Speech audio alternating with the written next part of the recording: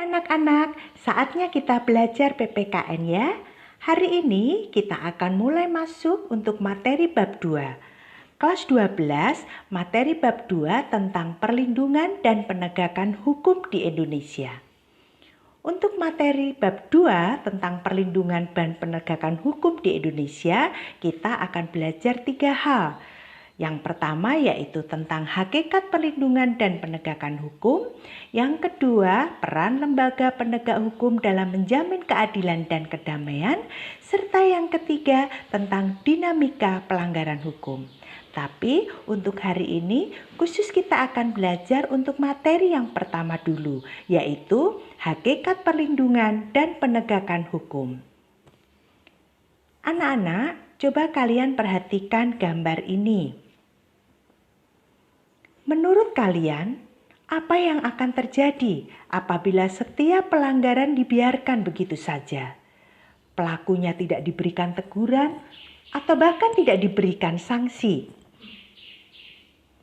Ya benar, pasti negara kita akan kacau. Banyak keresahan, banyak kerusuhan, tidak aman, dan tidak akan tentram.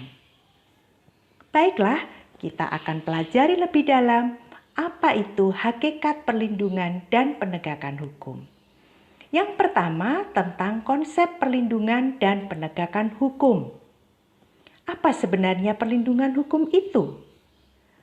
Menurut Andi Hamzah, perlindungan hukum adalah daya upaya yang dilakukan secara sadar oleh setiap orang maupun lembaga pemerintah dan swasta yang bertujuan mengusahakan pengamanan, penguasaan, dan pemenuhan kesejahteraan hidup sesuai dengan hak-hak asasi yang ada.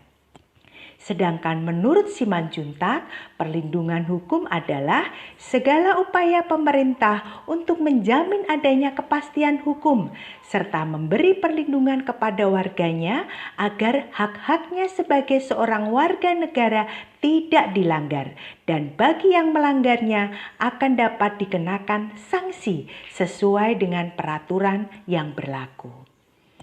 Nah, anak-anak, apa perbedaan perlindungan hukum dan penegakan hukum?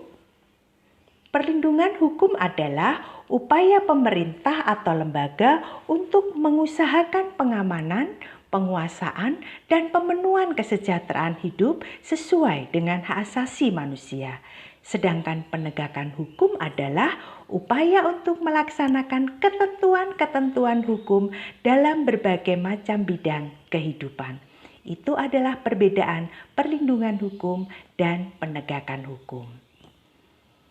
Sedangkan untuk unsur-unsur perlindungan hukum, diantaranya adanya perlindungan dari pemerintah kepada warganya, adanya jaminan kepastian hukum, harus berkaitan dengan hak-hak warga negara, dan adanya sanksi hukuman bagi pihak yang melanggarnya.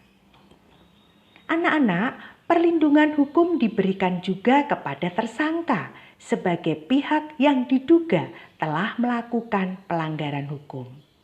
Perlindungan hukum terhadap tersangka diberikan berkaitan dengan hak-hak tersangka yang harus dipenuhi agar sesuai dengan prosedur pemeriksaan sebagaimana diatur dalam peraturan perundang-undangan. Untuk perlindungan hukum ini terwujud apabila proses penegakan hukum dilaksanakan. Proses penegakan hukum merupakan salah satu upaya untuk menjadikan hukum sebagai pedoman dalam setiap perilaku masyarakat maupun aparat atau lembaga penegak hukum lainnya. Dengan kata lain, penegakan hukum merupakan upaya untuk melaksanakan ketentuan-ketentuan hukum dalam berbagai macam bidang kehidupan. Nah, anak-anak, untuk yang kedua kita akan belajar tentang pentingnya perlindungan dan penegakan hukum. Coba kalian perhatikan gambar siswa yang sedang menyontek. Apa yang Anda rasakan apabila ketika ulangan ada teman kalian yang menyontek tetapi tidak ditegur oleh guru? Benar sekali, pasti kalian akan jengkel dan merasa tidak adil, bukan?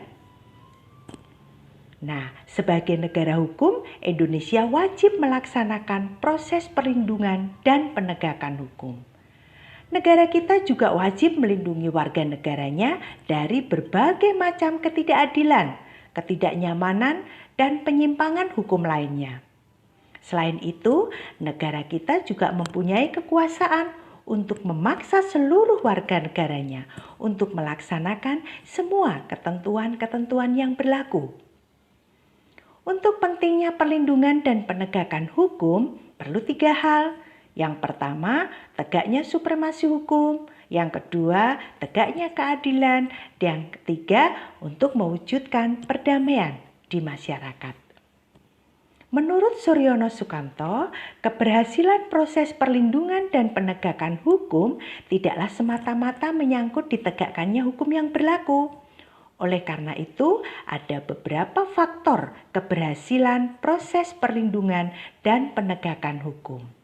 Yang pertama yaitu hukum, di mana hukum adalah undang-undang yang dibuat tidak boleh bertentangan dengan ideologi negara. Yang kedua, penegak hukum, yaitu pihak-pihak yang secara langsung terlibat dalam bidang penegakan hukum. Yang ketiga adalah masyarakat, yaitu masyarakat lingkungan di mana hukum tersebut berlaku atau diterapkan.